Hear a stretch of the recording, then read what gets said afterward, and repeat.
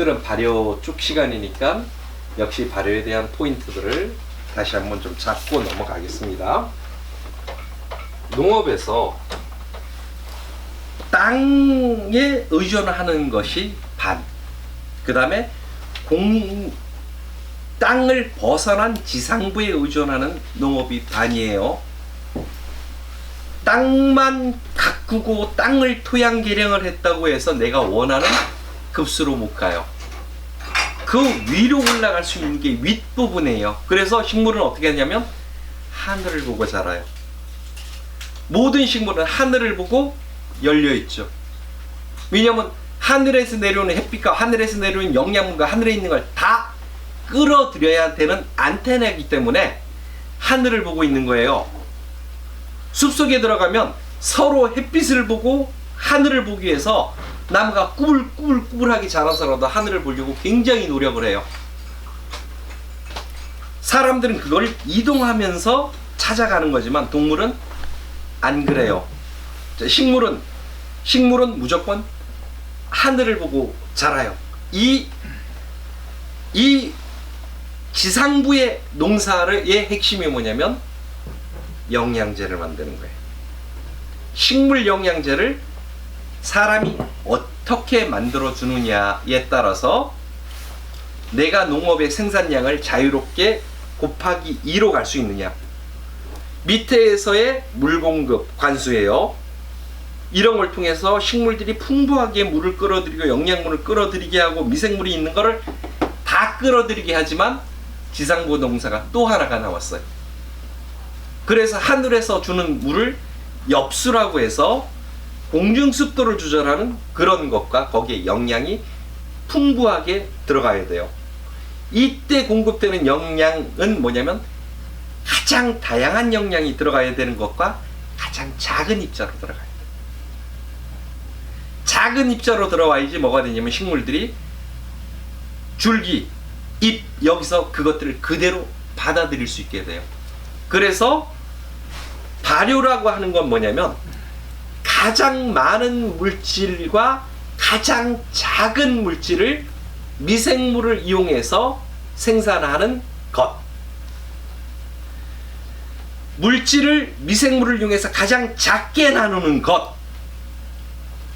내가 원하는 물질을 미생물을 활용해서 2500가지 이상을 바로 내 몸으로 끌어들일 수 있게 하는 기술. 그러기 위해서는 뭐냐면 원재료가 최고여야 돼요. 원재료가 화학비료나 이런 걸 쓴 걸 가지고 먹으면 사람이 GMO 이런 거 먹으면 다 상한다고 한 것처럼 식물 역시 완벽한 식물에서 끌어낸 물질이 아니면 얘도 병들어요. 약해져요. 그래서 원재료는 가장 깨끗하고 좋고 정 안 되면 강가로 나가서 들풀이라도 베다가 발효를 해야 돼요. 뭐 잘못된 작물들이나 이걸로 가지고 영양분을 뽑아내려고 해봤자 아무 소용이 없어요. 그러면서 발효라는 게 재밌는 게 뭐냐면 미생물이 만들어낸 물질과 그 다음에 자연이 불어낸 물질과 미생물이 결합된 제3의 물질, 이 세 가지가 나와요. 근데 이 옆에 있는 것들은 뭐냐면요, 면역 물질들이에요. 완벽하게 외부 환경에 세균이나 이런 걸 다 이겨낼 수 있는 물질들을 거기에 가지고 있단 말이에요. 그래서 발효를 통해서만 무엇이 되냐면 농업의 자유가 또한 얻어져요. 그래서 공생농법에서 하는 게 농가들의 자격 조건들이 있잖아요. 뭐냐면 올바른 배양토를 만들어서 육묘를 키웠냐. 지금 우리가 시중에서 묘를 사와요. 딱 가서 내가 묘를 이렇게 판으로 사잖아요. 이럴 때 내가 얘를 올바른지 안 올바른지를 체크하는 간단한 리스트가 있어요. 뭐냐면 하나를 딱 뽑아봐요. 묘 하나를 딱 뽑았을 때 흙이 하나도 안 보이면 그거는 묘가 제대로 된 거예요. 판을 사서 딱 뽑았는데 대부분 뭐예요? 뿌리 한두 가닥에 상토가 보이죠. 이거는 뭐냐면 식물의 뿌리를 발달시키고 영양분 흡수를 시킨 게 아니고 화학비료를 키웠다는 거예요. 화학비료를 때려 넣으면 뿌리 발달할 이유가 없잖아요, 식물 자체가. 그래서 딱 뽑았을 때 그것이 하얀 뿌리로 들어와 있다면 적어도 얘는 무엇이 되냐면 갖다 심었을 때 아무런 데미지를 안 받아요. 그런데 상토의 뿌리 한두 개를 가지고 있는 애를 갖다 심으면 뭐가 되냐면 몸살을 하고 안 커요. 그래서 육묘가 올바르게 됐냐는 것을 기본적으로 봐요. 그 다음에는 뭐냐면 토양 개량을 했느냐. 토양 개량을 안 하면 식물 지하부를 포기한 건데 어떻게 농업을 해요? 그 다음에 세 번째 체크하는 리스트가 뭐냐면 식물 지상부에 줄 수 있는 발효액을 충분히 만들어 놨느냐. 기본이 뭐냐면 1000평이 1톤 이상이에요. 1톤 이상의 발효액을 가지고 있느냐 없느냐에 따라서 공생농법 농가로서 갈 수 있느냐 못 가느냐는 걸 결정을 줘요. 그 다음에 이제 있는 것들이 뭐 영농일지를 쓰라던가 뭐 이런 그 상황들은 있지만 생태적으로는 이런 것들을 안 하고 작물을 키울 수는 없어요. 그 발효액이 그만큼 중요하기 때문에 공생농법의 체크리스트에 들어가 있는 거예요. 미생물을 이용해서 하는 발효가 첫 번째로는 당을 이용하는 발효가 있고 염을 이용하는 발효가 있고 염과 당을 함께 쓰는 혼합 발효가 있어요. 당 발효에 대해서 명확하게 규정되어 있는 어떤 책과 어떤 것도 없어요. 염 발효에 대해서 완벽하게 정리되어 있는 어떤 책과 이것도 없어요. 더군다나 두 개를 섞어서 쓰는 발효에 대한 것은 아예 없어요. 그래서 염과 당을 섞어서 쓰는 제가 얘기하는 혼합 발효를 무슨 발효라고 하냐면 공생 발효라고 아예 딱 정해놓는 거예요. 왜냐하면 없는데 만든 사람이 주인이 아니에요. 그거 자체가. 그래서 공생 발효를 하는데 당 발효에서 자 당이 첫 번째 뭐를 한다 그랬어요? 미생물의 먹이라 그랬죠? 당을 넣어줌으로써 원하는 만큼 미생물들을 키워내는 거예요. 증식할 수 있는 소재를 쓰는데 이게 설탕이에요. 자 그러면 이 당이 먹이로만 활동할 것 같아요? 먹이로만? 얘도 뭐냐면 방부제예요. 항균제예요. 당도. 그래서 원물하고 당을 5대5 섞으면 어떻게 돼요? 안 썩죠? 아무리 냅둬도 안 썩어요.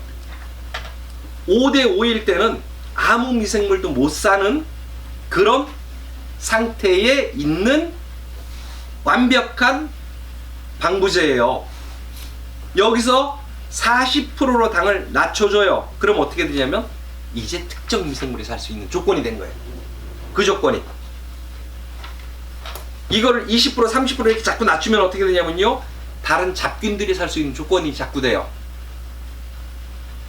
당을 40%를 높여줌으로써 뭐냐면 특정한 내가 원하는 미생물들을 끌어내는 목적과 다른 미생물들이 못 자라게 하고 농도를 높여주는 방식이에요. 그래서 그 사과를 가지고 사과 5kg로 가지고 얘가 16브릭스예요. 발효의 온도는 4도에서 항상 10도가 기준이에요. 저온 상태에서 발효를 해야 돼요. 왜 저온 상태에서 발효를 해야 되냐면 자연 상태에서 발효가 일어나는 온도가 여기라서 그래요. 자연 상태에서 우리가 김치 담을 때 겨울에 담죠. 여름에는 김치 냉장고가 있기 때문에 담을 수 있는 거고, 찬바람이 불고 물이 호호해서 손이 얼을 때 발효를 했잖아요. 된장도 그 추운 겨울에 담는 이유가 그 균들이 자라기에, 우리한테 유익한 균이 자라기에 좋은 온도가 여기라서 온도를 낮춰주는 거예요. 빛은 직사광선을 피해요. 왜 직사광선을 피하냐면, 직사광선을 받으면 온도 변화가 굉장히 크고 수분이 안정적일 수 없어요. 미생물이 자라려면 풍부한 영양분과 안정적인 온도도 필요하지만 습도도 필요해요. 햇빛이 비치는 곳에는 안정도가 없어요. 그러면 햇빛이 안 비치는 곳이 안정도가 있죠? 그러면 자꾸 해서 빛을 딱 차단을 해요. 그러면 발효는 또한 안 돼요. 너무 어두워지면 발효 자체가 안 돼요. 그래서 우리가 냉장 시설을 딱 갖추어서 완벽하게 창을 만들어서 발효를 한다. 그럼 발효가 훨씬 잘 될 것 같지만 안 그래요. 발효가 될 수 있는 광은 지금 이런 정도. 옆에서 측광이 들어오는 정도의 광이래야 돼요.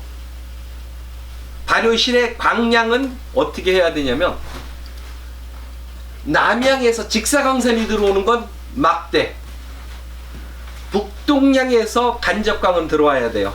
그래서 낮에 물질들을 볼 수 있는 정도의 광 조건을 갖춰야 돼요. 내가 창문이 지금 남쪽으로 해서 직사광선이 발효실로 들어온다. 그러면 뭐를 해야 되냐면 앞에다 커튼을 치던, 저희 발효실도 그래요. 앞에는 커튼, 동쪽으로 열린 문은 그대로 유리 그대로 있어요. 낮에 빛을 받아야 돼요.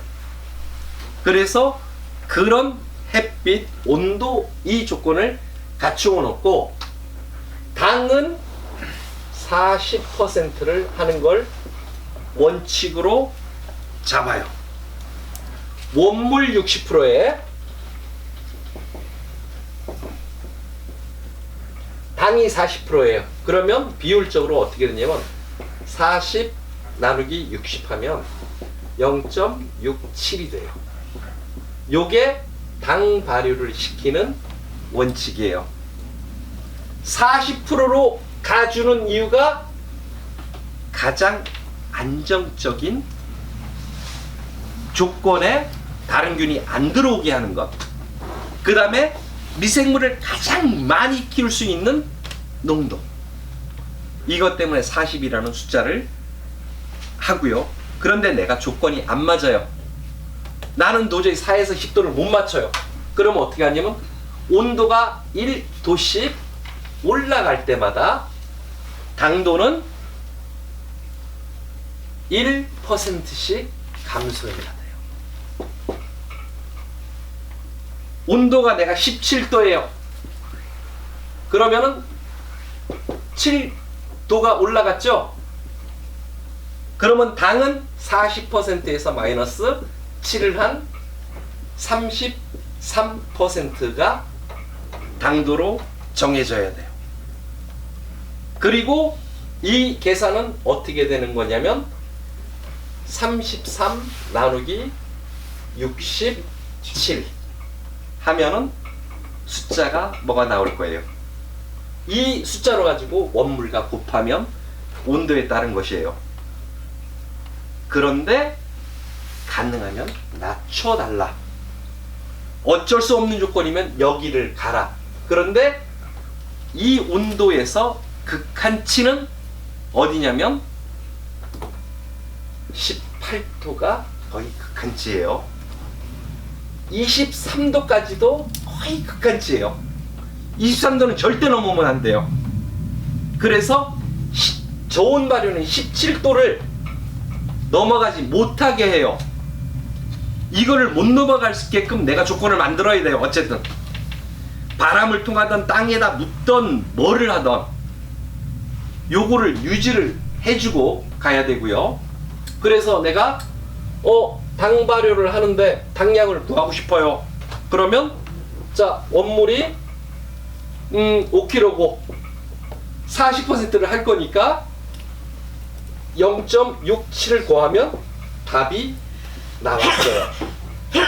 그런데 40%를 넘으면 뭐가 되냐면 발효가 안 돼요. 40%를 넘으면. 그런데 사과 속에 당이 들어있네요. 그러면 당량을 빼줘야죠. 이 당량을 빼주는 건 우리가 설탕을 소재로 하기 때문에 설탕으로 환산을 해야 되는데, 이 환산은 뭐냐면 브릭스의 반을 꺾는 거예요. 그래서 8로 5 곱하기 0.08 하면은 사과 5kg 속에 들어있는 설탕으로 환산된 당의 양이 나와요. 그래서 최종으로 결정하는 당은 처음에 정한 당에다가 사과가 속에 들어있는 당을 합한 답이 설탕을 넣는 양. 네, 뺀 거. 뺀 거죠. 첫 번째에서 그 들어있는 양을, 설탕 양을 뺀 것이 써야 되는 당의 양이에요. 그래서 당 발효는 기본적으로 굉장히 안정된 발효를 하는 거예요. 왜냐하면 발효를 하면 바깥이 잘 썩어요. 습식으로 유지해 놓은 상태에서 바깥이 잘 상한다고요. 그래서 우리가 장이나 이런 걸 담을 때 보면 윗부분이 하얘지거나 손상될 수 있죠. 그래서 쓰는 것이 뭐냐면, 당 발효를 하면 외부에서 당 40%를 먹으면서 엄청난 미생물이 들어있기 때문에 뭐냐면 발효가 손상될 가능성이 상당히 낮은 발효가 당 발효예요. 아주 안정적인 발효로 선택하는 것이 기본적으로 그 당 발효고요. 요 당 발효하고 다르게 연 발효가 있어요.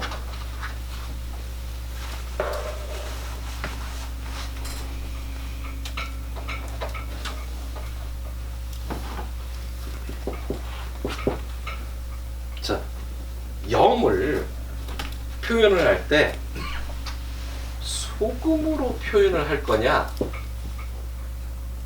미네랄로 표현을 할 거냐에 따라서 성격이 전혀 달라져요.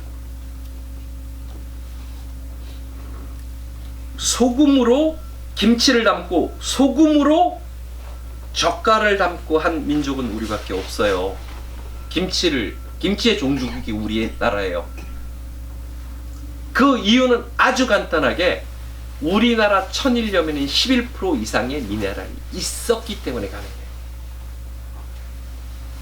NaCl이 암염이 발효를 했다 그러면 외국에도 다 있어야죠, 발효식품은.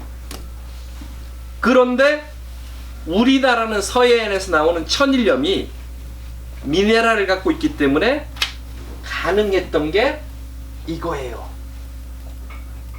염 발효는 미네랄 발효예요. 소금으로 하는 발효가 아니란 말이에요. 소금을 넣는데 그 소금에 얼만큼의 미네랄이 있느냐. 그래서 염 발효를 할 때는 반드시 뭐냐면 이 미네랄이 몇 퍼센트 들어있느냐, 얼마큼 활성화가 되어 있냐는 것을 기본으로 해야지 염 발효가 돼요. 염 발효는 출발을 하는 게 뭐냐면요, 바다예요. 생명이 태어난, 미네랄이 가득 차 있는 그 바다에서 생명이 태어난 것 같은 것을 발효를 통해서 연출해내는 것, 생명을 살려내는 발효가 염발효예요. 그래서 김치를 먹으면 어떻게 돼요? 병들이 많이 낫잖아요. 지금 우리 뭐 코로나니 이런 것들 왜 대한민국엔 들어와서는 피해를 적게 주냐고요. 외국에선 난리가 나요. 근데 요때가 우리가 뭐냐면 김장김치가 제일 맛있을 때예요. 김장김치를 아주 맛있게 잘 먹을 때인데 식물에서 파, 마늘, 각각 양념에 들어있는 방어물질이나 이렇게 쫙 나와 있고 거기다 기가 막힌 힘을 가지고 있는 미네랄까지 딱 장착한 김치가 있으면 어떻게 돼요? 얘기는 상당히 달라져요. 그래서 연발효는 바다를 재현하는 발효인데 이건 비교적 간단해요. 뭐냐면 바다의 농도가 3%. 그래서 온도 조건은 같아요. 3% 발효예요. 온도가 올라가면 0.5%, 온도가 내려가면 0.5% 더 진하게 하면 돼요. 근데 연발효는 자, 내가 이제 3.5%로 했어요. 연발효를. 그러면 염이 그냥 5% 남는 거예요. 당 발효를 할 때 온도가 올라가는데 당을 더 놨어요. 그러면 당이 그냥 설탕으로 남아요. 연발효는 미네랄이 남기 때문에 큰 지장이 없어요. 그래서 3% 정도로 가지고 진행을 하면 돼요. 알칼리 발효예요. 설탕은 산이죠. 산성이에요. 얘는 염기예요. 성격이 전혀 다른 기본적인 발효가 이루어져요. 그래서 어떤 미네랄을 쓸 건지가 연발효에서는 포인트예요. 미네랄만 좋으면 바위 빼놓고는 다 녹일 수 있어요. 다 발효할 수 있는 게 연발효예요. 생명을 살리는 발효가 연발효예요. 그래서 이 두 가지를 플러스를 해서 나온 발효가 공생발효예요.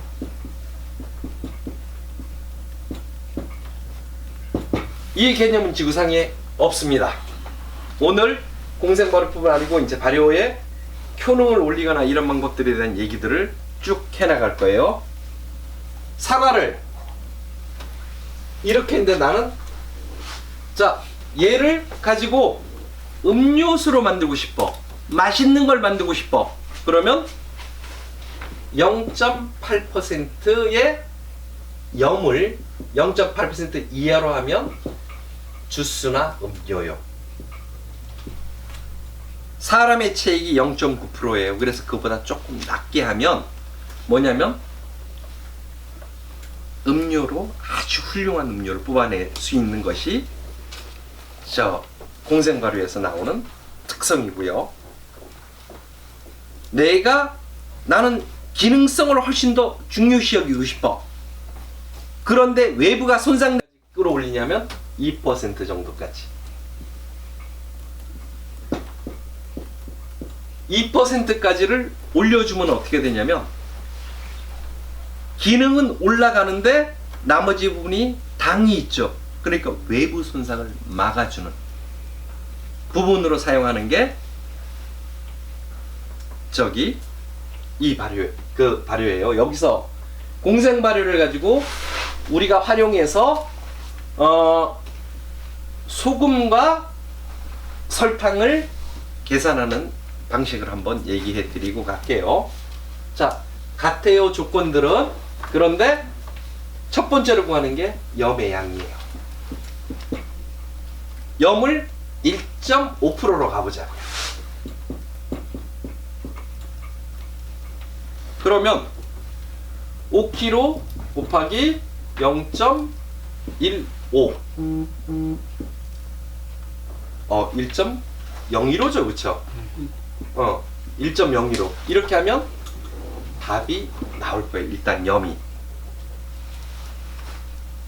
두 번째로는 무엇을 하는 거냐면, 자, 사과가 있어요. 계산식으로 해서 무엇을 하는 거냐면 사과 양을 한번 구해놨어요. 그래서 자, 5 곱하기 0.67을 하고 났는데 뭐가 들어갔냐면 소금이 들어갔죠. 소금이 총 들어갈 수 있는 게 3%를 기준으로 했기 때문에 1.5%로 낮췄단 말이에요. 3%가 아니고. 그러면 3-1.5 3 빼기 1.5에 3 이러면 뭐가 나오냐면 설탕의 양이 나왔어요. 그런데 뭘 갖고 있냐면 짜잔, 브릭스를 갖고 있어요. 그래서 브릭스를 계산해 봤더니까 이렇게 브릭스가 나왔죠. 그래서 이 계산식에서는 어떻게 하냐면 B 빼기 B 플러스 이렇게 하면 드디어 설탕량 B가 나와요. 요게 설탕량을 구하는 방법이에요. 수치로 나오나요? 혹시? 계산 둘게 보면 나오겠죠? 안 맞춰봐도 되죠? 지금은 이제 여러 번 해봤으니까. 자, 여기서 이제 오늘 주제가 드디어 들어갑니다. 앞에서 한 2시간 정도는 끌고 온 계획은 오늘 총론이 마지막 시간이에요. 뭐냐면 수료증을 드리는 날이야. 그래서 복습을 충분히 하고 그 다음에 기능성 발효라는 것을 들어가는 거예요. 쫙 축을 거요. 그리고 0도씨, 4도씨, 10도씨, 17도씨, 23도씨, 35도씨 온도 조건이에요. 온도가 가장 물의 비중이 높은 공간이 여기에요. 물질을 가장 많이 축적할 수 있는 공간이 여기에요. 온도 조건은 이해하죠? 이쪽에서 35도에서 40도 사이에 나온 발효들도 있어요. 청국장이니 뭐니. 하지만 여기서 나온 것만은 못해요. 맛도 물질의 양도. 콩을 끓여서 여기서 하지 말고 습식으로 여기서 해봐요. 너무 근사한 콩발효가 이루어져요.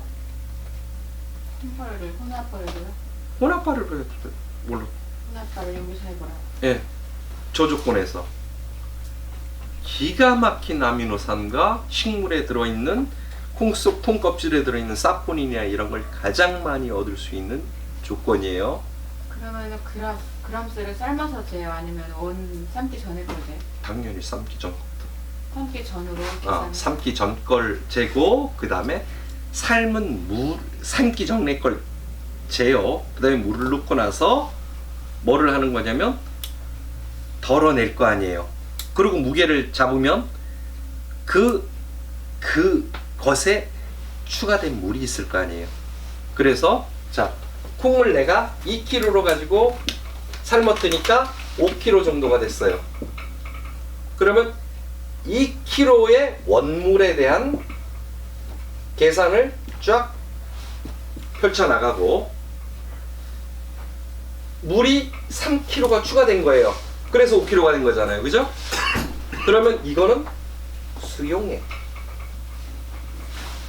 거기다 내가 습식이 안 됐어요. 이렇게 했는데도 그러면 플러스 습식에 관한 수용액. 이렇게 나가는 거예요. 항상 모든 발효를 할 때는 원물을 기준으로 해야 돼요. 그런데 미치는 일이 하나가 있어요. 뭐냐면 당귀를 발효를 하래. 건당귀를. 건당귀를 발효를 하라고 할 수도 있는 거 아니에요. 마른 당귀를. 그러면 당귀가 2kg예요. 이거는 콩이니까 쉬워. 그냥 삶아서. 어쨌든 자, 원물이 이렇게 불었으니 물 들어간 거에 대한 수용액 처리를 해. 당기는 반대. 당기는 가지고 내가 2kg의 당기를 가지고 딱 해보니까 5kg가 물에다 불어보니까 5kg가 됐어요. 원물을 2kg로 잡지를 않습니다. 왜냐하면 2kg의 당기의 원물은요 건조시킨 거예요. 그러니까 원습도가 있단 말이에요. 원습도가 당기 같은 경우에 원습도가 60% 정도 돼요. 습도가 얘를 가지고 얼마를 낮춰놓은 거냐면 20%대로 낮춰놓은 거예요. 100이 아니고 0이 아니고 습도가 20% 정도로 낮춰놓은 거예요. 요 보정치를 40%를 보정치를 넣어줘야 돼요.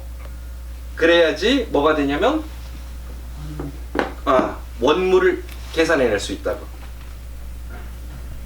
근데 그게 원습도를 다 알 수가 없잖아요, 우리가. 대체적으로 네. 그 딱딱한 애들은 60%, 물랑물랑하고 막 이렇게 막 자라는 애들은 80-90%. 그 다음에 나무 같은 애들도 60에서 그 정도예요. 나무, 뽕나무니 이런 것들 끊어요 지금. 그러면 함수율이 60%밖에 안 돼요. 말려도 함수율이 뭐가 되냐면 20%는 남아 있어요.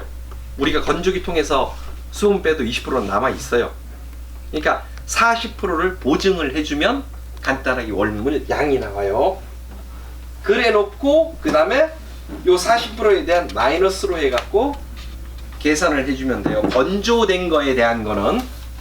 그래서 그냥 일반적으로 우리가 그냥 쓰는 것들, 그러니까 사과 같은 것들을 건조한 게 들어왔어요.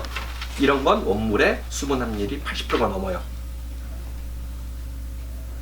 근데 일반적으로 60% 정도로 그냥 해서 보정치를 반드시 잡아줘야 돼요. 건조 거는. 그런데 발효는 건조한 거 안 쓴다 그랬죠. 어쩔 수 없이 당기니 뭐니 이런 걸 하지만 발효는 오늘 캔 거, 가장 신선한 거, 그것이 발효의 원칙이기 때문에 건물은 안 쓰기 때문에 그러더라도 해오면 원수분량을 생각해주고 가요. 그러면 원습은 40%를 계산할 때 네. 원물을 2kg 플러스 40%면 네. 몇 킬로죠? 자, 48, 2.8kg인데? 뭐 그렇게 되는 거죠. 2.8kg에 대한 설탕을 내주라는 거죠. 그렇죠. 저 잘못했다. 제가 그거 뭐지? 키위, 그린 키위를 말려놓은 거를 네. 그거를 키위는 70% 봐야 돼. 70%. 그래서 수용액이 계속 추가됐어요. 네. 그러면 설탕을 더 넣어야 된다는 얘기네. 그렇죠. 그 원물로 안 하고 수용액으로 넣었거든요. 그럴 수도 있고. 네. 생각을 해보세요. 수업 끝난 다음에. 그래서 뭐가 되냐면 원물을 추정해내고 원물에 대한 기준으로 항상 정해지는 거예요. 자, 온도가 이럴진데, 자, 한번 보시자고요. 산성이 있고 알칼리가 있어. 어디 발효를 갈래요? 그렇죠. 자, 산소를 넣은 상태에서 발효할래요? 아니면 산소를 차단하고 발효할래요? 네.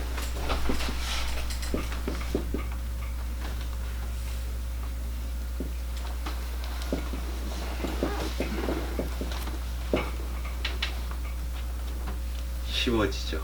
발효가 굉장히.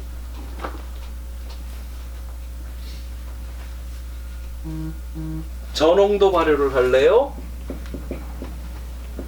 고농도 발효를 하고 싶어요. 네. 그쪽에다 썼으니까. 이렇게 가는 거예요. 발효가 방향성이. 그래서 네, 어서 오세요. 이 방향성을 내가 어디로 갖고 갈 거냐가 무엇을 얘기하는 거냐면 발효의 질을. 자, 일단 요번 시간은 여기까지 하고 또 여기를 이어나갈게요.